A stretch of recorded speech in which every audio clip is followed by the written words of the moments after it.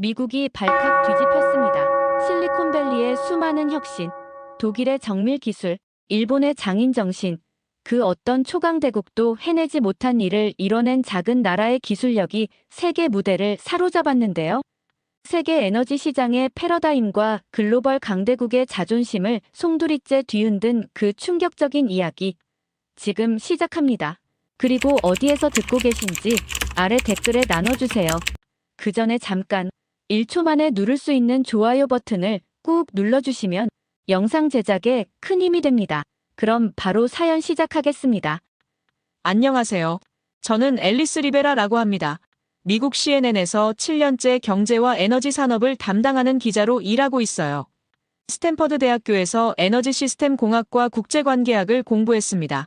그곳에서 세계 에너지 시장의 지형도와 미국의 기술 패권이 어떻게 글로벌 에너지 정책을 좌우하는지 심도 있게 배웠고, 미국의 선진 기술과 자부심을 품으며 세계 여러 나라의 에너지 정책을 파헤치는 일을 해왔습니다. 하지만 지금 제가 전하려는 이야기는 제 인생을 완전히 뒤흔든 충격적인 경험에 관한 것이에요.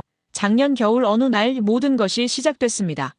CNN 본사 건물 안, 평소와 다름없는 분주한 뉴스룸의 풍경 속에서 저는 또 다른 기사를 마무리하고 있었어요. 화면에는 2025년 친환경 에너지 기술 전망이라는 제목의 기사 초안이 보였습니다. 손가락으로 키보드를 두드리다 문득 멈춰 서서 깊은 한숨을 내쉬었어요. 매일같이 재생에너지의 획기적 발전, 전기차가 가져올 혁명, 탄소 중립 사회를 향한 도전과 같은 단어들을 반복해서 쓰다 보니 더 이상 새롭게 느껴지지 않았습니다. 5년 전이나 지금이나 똑같은 미래만 이야기하고 있다는 생각이 들었어요. 화려한 재생에너지 시스템이 금자탑처럼 우뚝 서리라 예측했지만 실상은 여전히 기약 없는 기다림뿐이었습니다.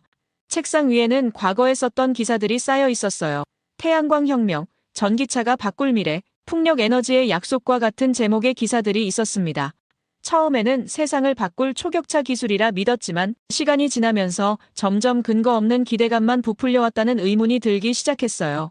세계가 인정한 미국의 에너지 혁신에 대한 제 자부심은 날이 갈수록 흔들리고 있었습니다. 한때는 굳게 믿었던 미래 에너지에 대한 청사진이 실생활에 얼마나 와닿지 않는지 깨달았어요. 사무실 맞은편에서 팀장인 존 콜린스가 제게 새로운 취재권을 가지고 다가왔습니다.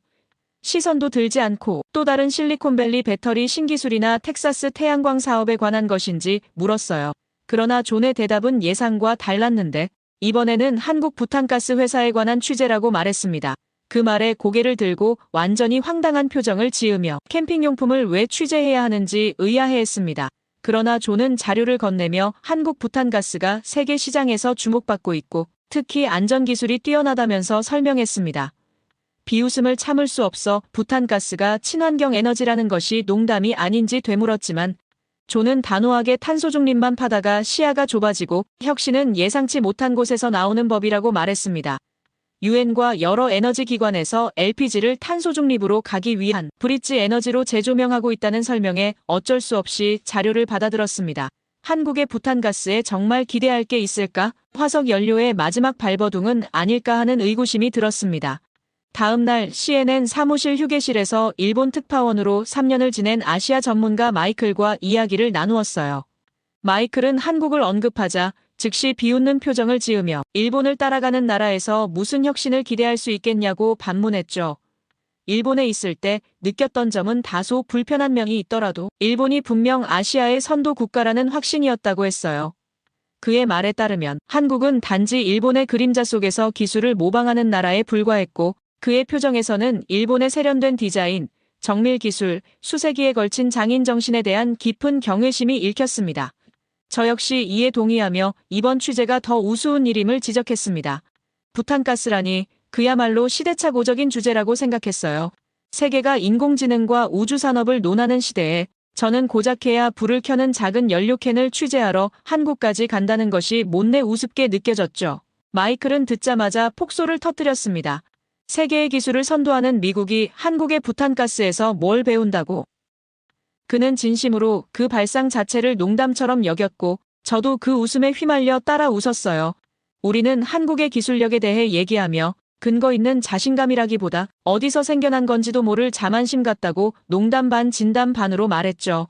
그 순간만큼은 정말로 그렇게 믿었습니다. 이 작은 아시아 국가가 그것도 부탄가스 따위로 세계에 무언가를 보여줄 수 있다는 생각 자체가 한없이 비현실적으로 느껴졌으니까요. 취재 준비를 하면서 이미 기사 제목을 구상했는데 9세대 연료의 마지막 발버둥, 한국 부탄가스의 비극적 도전. 그렇게 비꼬는 기사를 쓰기 위해 충분한 자료만 수집하면 된다고 생각했어요. 하지만 지금 돌이켜보면 제가 얼마나 좁은 시각으로 세상을 바라보고 있었는지 깨닫게 됩니다. 미국의 자부심이 제 눈을 가렸던 거예요. 취재 출발 일주일 전, 저는 한국에 대한 자료를 좀 더 찾아보기로 했습니다. 기사를 쓰려면 최소한의 배경 지식은 필요했으니까요. 인터넷을 검색하며 한국의 에너지 산업에 대한 정보를 모았어요. 그러나 놀랍게도 한국은 최근 몇 년간 스마트팜 기술과 신재생 에너지 연구에 상당한 투자를 하고 있었습니다. 태양광 패널 생산량도 세계 상위권에 있었고 전기차 배터리 기술도 미국 못지않았어요. 생각보다는 앞서가고 있네 라고 중얼거렸지만 여전히 부탄가스에 대한 의문은 해소되지 않았습니다. 카메라와 노트북, 녹음기 등 취재 장비를 챙기며 다시 한번 팀장이 준 자료를 펼쳐봤어요. LPG는 탄소 중립으로 가는 브릿지 에너지, 한국 부탄가스의 세계시장 지배력, 안전기술의 혁신이라는 키워드가 눈에 들어왔습니다. 브릿지 에너지라. 순간 의아함이 들었어요. 미국에서는 이미 구식으로 취급되는 에너지원인데 왜 세계는 주목하는 걸까요? 시간이 흐르고 어느덧 출발 날짜가 되어 취재팀과 함께 JFK 공항에 도착을 하였고 10시간이 넘는 긴 비행 속에서 인천으로 향하는 여정 내내 창밖을 바라보며 생각에 잠겼어요. 미국은 세계 에너지 시장의 선두주자로서 늘 혁신을 이끌어왔습니다. 셰일가스 혁명, 전기차 붐, 태양광 패널 개발까지 우리는 항상 앞서왔어요. 그런 미국이 작은 동아시아 국가의 부탄가스 기술을 취재한다는 게 아직도 이해되지 않았습니다. 그러나 인천공항에 도착하자마자 첫인상에 굉장히 놀랐는데요. 예상과 달리 인천공항은 놀라울 정도로 깔끔하고 현대적이었습니다. 자동화된 출입국 시스템, 쾌적한 공기, 정돈된 환경이 눈에 띄었어요. 뉴욕 JFK 공항의 다소 혼잡하고 노후된 모습과는 비교가 됐습니다. 사람들은 질서 있게 움직였고 디지털 안내판이 곳곳에 설치되어 있었어요. 생각보다 훨씬 발전했네 라고 속으로 생각했습니다. 입국장을 나오자 정장 차림의 한 남성이 제 이름이 적힌 팻말을 들고 서 있었어요. 리베라 기자님이십니까? 유창한 영어로 말을 건네는 그는 한국에너지공단 소속 남상일 연구원이었습니다. 네, 맞습니다. 저는 간단히 대답했어요. 남상일 연구원은 단정한 외모에 친절한 미소를 띠고 있었습니다. 한국에 오신 것을 환영합니다. 오늘부터 제가 안내를 맡게 되었어요. 그는 제 짐을 받아들며 말했습니다. 서울로 향하는 차 안에서 남상일 연구원은 한국의 에너지 산업에 대해 설명하기 시작했는데요. 한국은 자원이 부족한 나라입니다. 그래서 효율적인 에너지 사용이 무엇보다 중요해요. 특히 LPG 같은 에너지원은 우리에게 매우 중요한 자원입니다.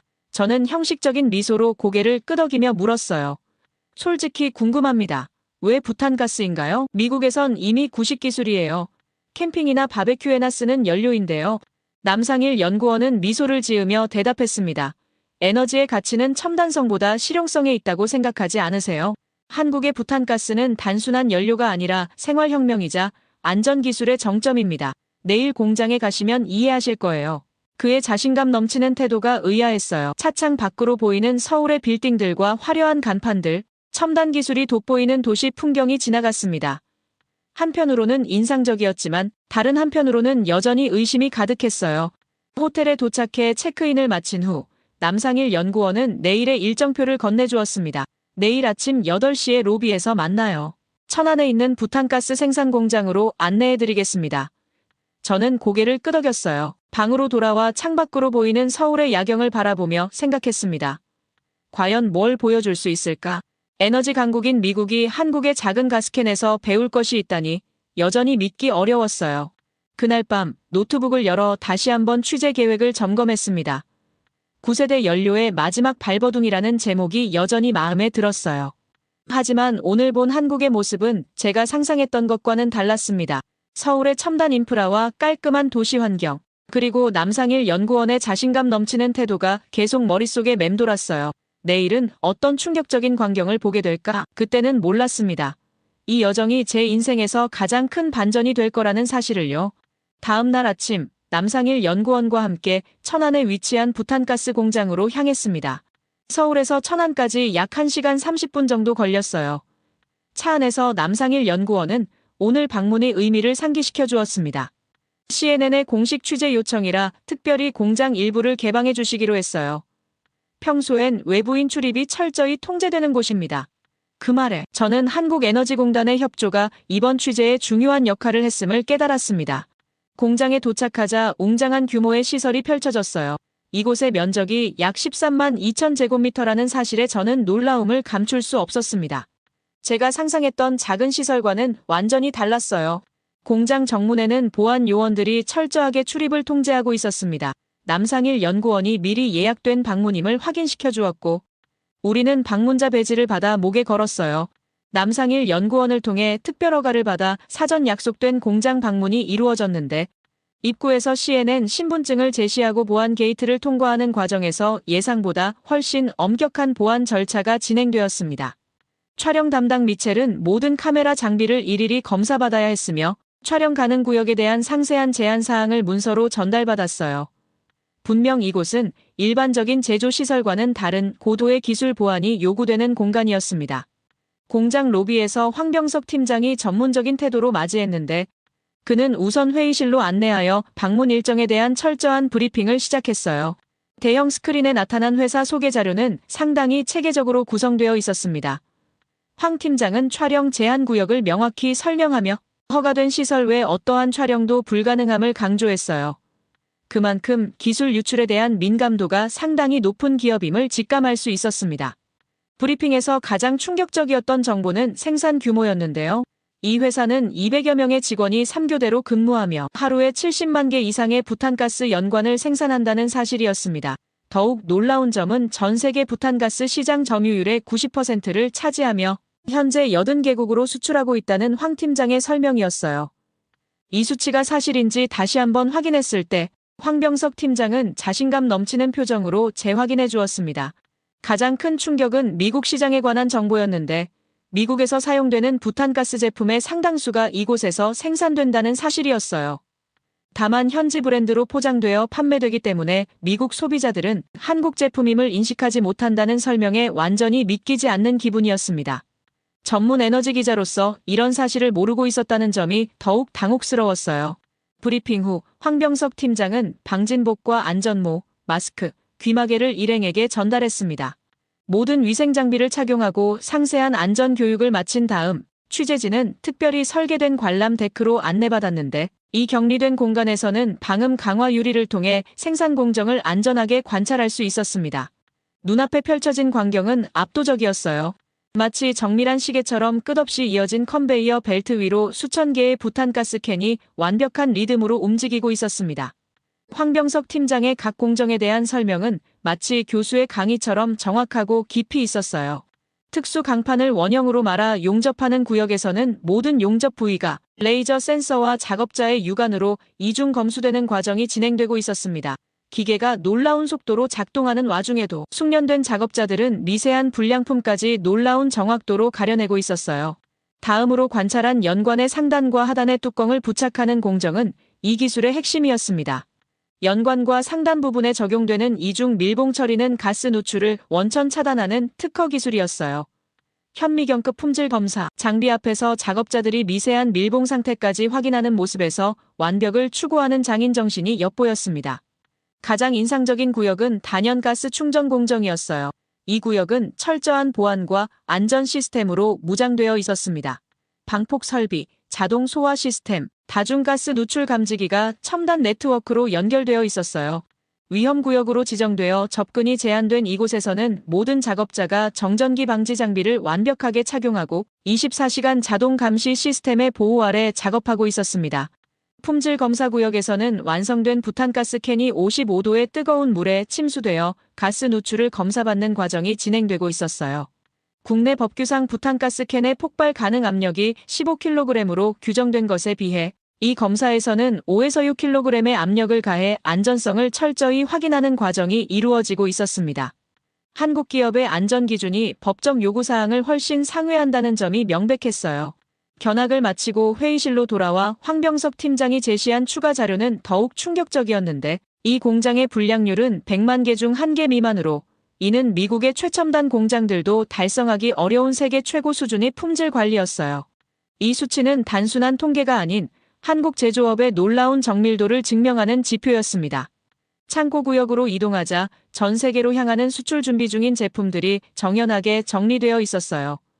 목적지를 묻자 황병석 팀장은 미국, 일본, 유럽 등 전 세계 60여 개국으로 매일 수십 대의 컨테이너가 출고된다고 답했습니다. 작은 한국 기업의 제품이 이토록 광범위한 글로벌 네트워크를 구축했다는 사실은 기존의 세계 무역 인식을 완전히 뒤흔드는 충격이었어요. 공장 방문을 마무리하며 남상일 연구원과 황병석 팀장은 특별 제작된 안전 부탄가스 샘플을 선물로 전달했습니다. 이것이 저희의 자부심입니다. 실험해보셔도 안전합니다라는 그들의 자신감 넘치는 표정에서 기술에 대한 절대적인 확신이 느껴졌어요. 차량으로 돌아오는 길에 머릿속은 완전히 혼란스러웠습니다. 미국에서 일상적으로 사용해왔던 제품이 실은 한국산이었다는 사실, 그리고 그 뒤에 숨겨진 놀라운 기술력과 철저한 품질 관리 시스템의 존재는 에너지 전문 기자로서의 자존심마저 무너뜨렸어요. 이제 이 기술의 역사적 배경과 글로벌 영향력에 대해 더 깊이 알고 싶다는 열망이 강하게 일어났습니다. 공장 방문 다음 날, 남상일 연구원은 더 깊은 이야기를 들려주기 위해 우리를 한국에너지공단 사무실로 초대했습니다. 그곳에서 한국 부탄가스 기술의 진정한 혁신과 역사에 대해 알게 되었는데 무엇보다 놀라웠던 것은 2008년 세계 최초로 개발한 폭발 방지 부탄가스 기술이었습니다. 이 기술이 적용된 한국 부탄가스 제품은 지난 10년간 무려 4억 개 이상이 생산되어 세계 곳곳에서 사용되어 왔어요. 그 사이 안전사고는 손에 꼽을 정도로 드물었고 이는 그 자체로 놀라운 기록입니다. 정교한 기술력과 까다로운 품질 관리 시스템 덕분에 이제 한국 부탄가스는 전 세계에서 가장 믿을 수 있는 부탄가스라는 타이틀이 아깝지 않아요. 일상의 편리함 뒤엔 눈에 보이지 않는 최고 수준의 안전기술이 늘 함께하고 있죠. 이 말을 듣는 순간 저는 그저 믿기지 않았습니다. 가스를 담은 제품이 폭발하지 않는다니 처음엔 과장된 홍보 문구라고 생각했어요. 하지만 남상일 연구원은 실제 테스트 영상을 보여주었습니다. 불에 직접 던져 넣어도 강한 충격을 가해도 폭발하지 않는 부탄가스 캔의 모습에 저는 완전히 충격을 받았어요. 어떻게 이런 기술이 세계적으로 알려지지 않았는지 이해할 수 없었습니다. 더 놀라운 사실은 한국 부탄가스의 세계 시장 점유율이었어요. 전 세계 부탄가스 연간 소비량은 56억 개 정도인데 그중 한국산 부탄가스가 차지하는 점유율은 무려 90% 이상이라고 했습니다. 외국인에게 한국 제품하면 보통 핸드폰이나 세탁기를 떠올리지만 사실 휴대용 부탄가스야말로 이미 오래전부터 세계 1위를 차지해온 한국의 숨은 챔피언이었어요. 한 번도 안 써본 사람은 있어도 한 번만 써본 사람은 없다는 말이 있을 정도로 생활 필수품으로 자리 잡은 제품이었습니다. 남상일 연구원은 한국 부탄가스의 역사적 배경도 상세히 설명해 주었는데 흥미롭게도 부탄가스의 종주국은 일본이었습니다. 부탄가스라는 단어 자체가 일본에서 유래되었으며 일본이 오랫동안 장악했던 시장이었어요.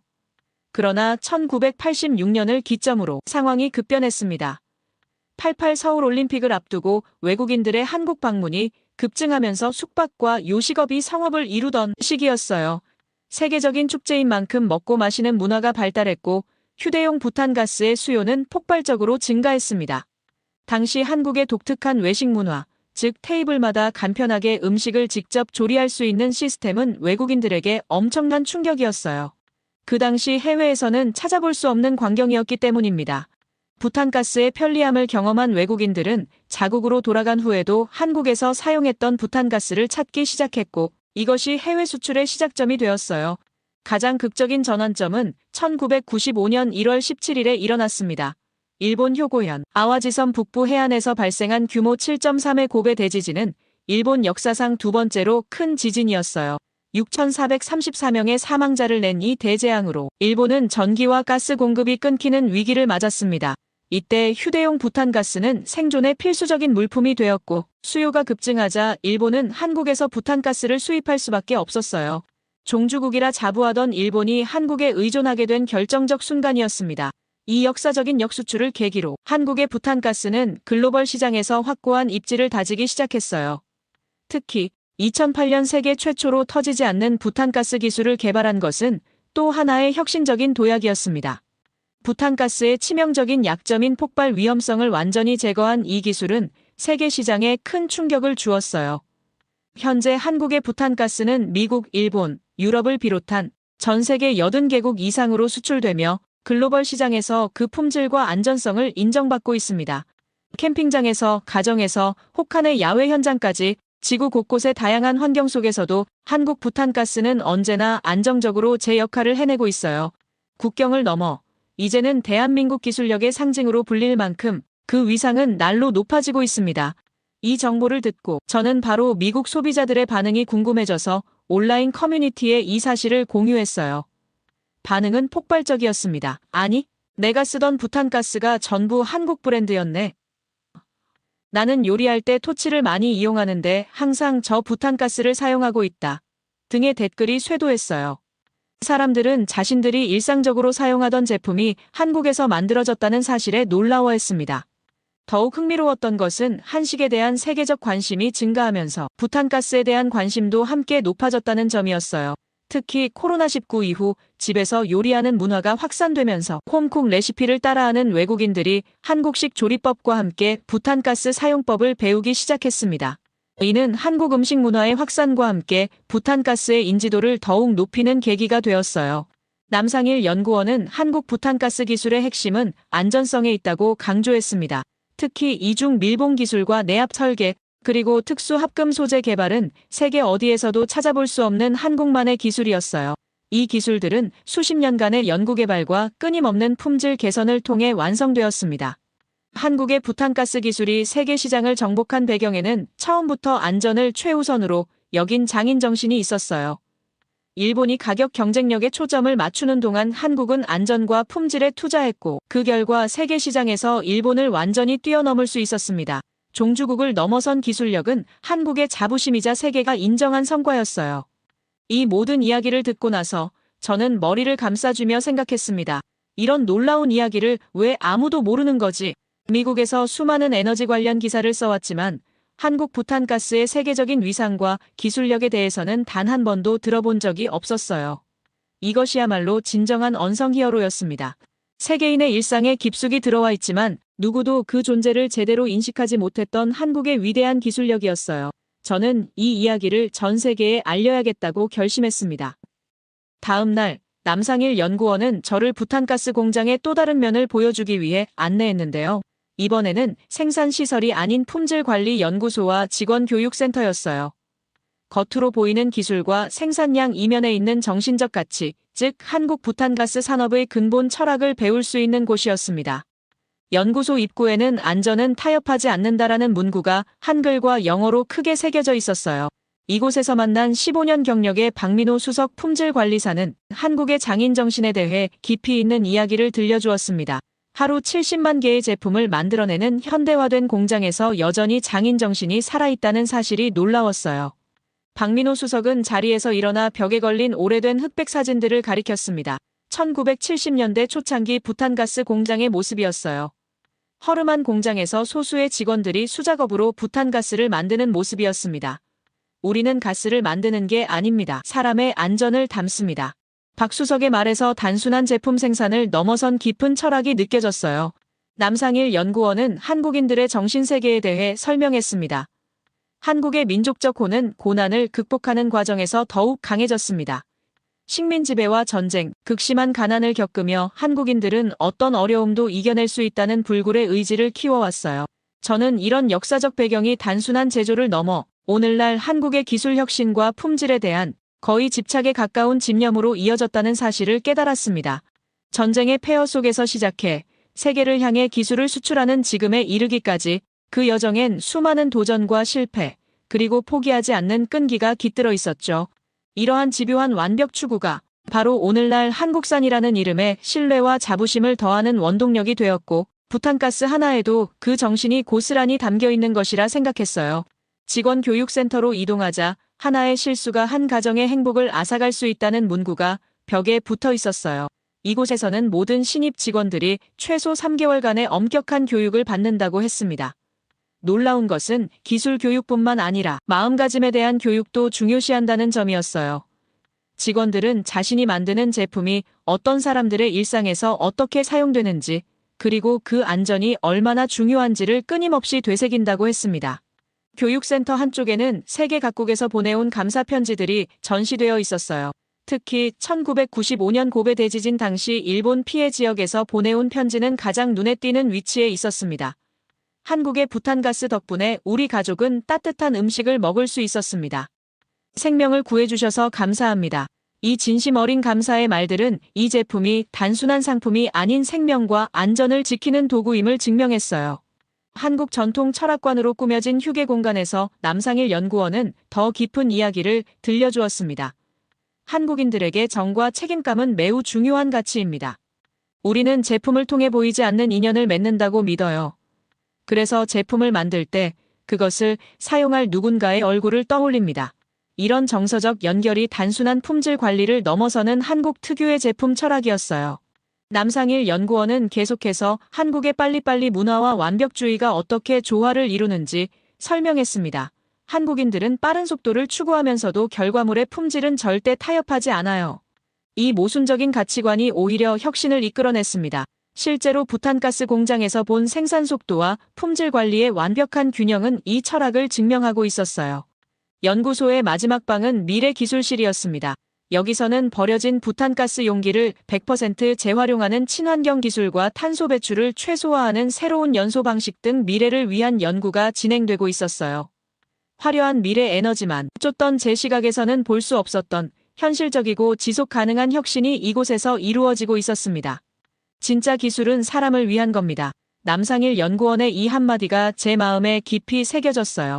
그동안 제가 취재해온 화려한 신기술들은 항상 미래를 위한 것이었지만 이곳의 기술은 지금 이 순간 사람들의 안전과 행복을 지키기 위한 것이었습니다. 그 차이가 너무나 선명하게 다가왔어요. 연구소를 나오면서 저는 문득 세계사의 흐름을 생각했습니다. 작은 반도 국가에 불과했던 한국이 어떻게 이토록 많은 분야에서 세계적인 성과를 이루어낼 수 있었는지가 이제 조금씩 이해되기 시작했어요. 부탄가스 하나에서도 민족의 혼과 철학, 역사의 아픔을 딛고 일어선 불굴의 의지가 담겨 있었습니다. 이는 반도체, 조선, 자동차, 문화 콘텐츠 등 다른 분야에서의 성공에도 공통적으로 흐르는 정신이었어요. 호텔로 돌아오는 길에 저는 묘한 감정에 사로잡혔습니다. 세계 최강국 미국의 기자로서 늘 다른 나라를 평가하는 입장이었지만 이제는 제가 평가받는 기분이었어요. 한국이라는 작은 나라가 세계사에 미치는 영향력이 실로 경이로웠습니다. 제가 매일 쓰던 부탄가스에서조차 세계를 바꾸는 혁신과 철학이 담겨 있었다니 얼마나 많은 것을 보지 못하고 살아왔는지 깨달았어요. 그날 밤 호텔 창문 너머로 서울의 야경을 바라보며 저는 결심했습니다. 이 이야기는 반드시 미국에, 아니 전 세계에 알려야 한다고요. 지금까지 저는 기자로서 미래의 화려한 기술만 좇았지만 진정한 혁신은 사람을 위한 가치에서 시작된다는 것을 이제야 깨달았습니다. 제 눈빛이 달라졌어요. 이게 진짜 혁신이구나 라는 확신이 들었습니다. 한국에서의 취재를 마치고 돌아가는 길, 저는 완전히 달라진 시각을 갖게 되었는데요. 그동안 미국의 기술 우월성만을 절대적으로 믿어왔던 저의 좁은 세계관은 말 그대로 무너져 내렸습니다. 작은 금속 캔 하나 속에 담긴 정밀함, 장인정신, 그리고 한치의 타협도 허용하지 않는 철학이 지금 이 순간에도 세계 곳곳의 일상을 더 안전하고 편리하게 바꾸고 있었던 겁니다. 이건 단순한 연료 캔이 아니라 진심과 기술이 녹아든 한국의 정신 그 자체였어요. 그리고 저는 그것이야말로 진정한 기술의 힘이며 세계 선도자라는 이름에 가장 걸맞은 모습이라고 확신하게 되었습니다. 화려한 미래 기술이 아닌 지금 이 순간 사람들의 삶과 안전을 지키는 기술, 그것이 한국이 세계에 선사한 가치였던 거죠. 앞으로 저는 진정한 혁신을 찾아 더 깊이 들여다보는 기자가 되려 합니다. 세상에는 아직 알려지지 않은 위대한 이야기들이 기다리고 있으니까요. 이제 미국으로 돌아가 이 놀라운 이야기를 전할 준비를 해야겠어요. 세계가 한국의 숨겨진 저력을 알게 될 시간이 왔습니다. 작은 부탄가스 캔에서 시작된 발견의 여정이 여러분에게도 새로운 시각을 선물했기를 바랍니다. 이 놀라운 여정에 함께해 주셔서 감사합니다. 모두 안녕히 계세요. 오늘의 사연 어떻게 들으셨나요? 작은 기술 하나가 세계를 움직이는 힘을 가질 수 있다는 놀라운 이야기였습니다. 때로는 화려한 미래보다 우리 일상 속 안전과 편리함이 진정한 혁신일 수 있습니다. 누구도 주목하지 않던 분야에서 세계 1위를 차지한 기술력, 그리고 그 뒤에 숨겨진 장인 정신과 철학이 가장 인상적이었습니다. 우리 주변에는 아직 발견되지 않은 위대한 이야기가 얼마나 많을까요? 여러분의 생각을 아래 댓글에 남겨주세요. 1초밖에 걸리지 않는 구독과 좋아요, 알림 설정은 영상 제작에 큰 힘이 됩니다. 지금까지 감동을 담아 여러분께 진심을 전하는 감동담기였습니다. 오늘 하루도 행복한 하루 보내세요.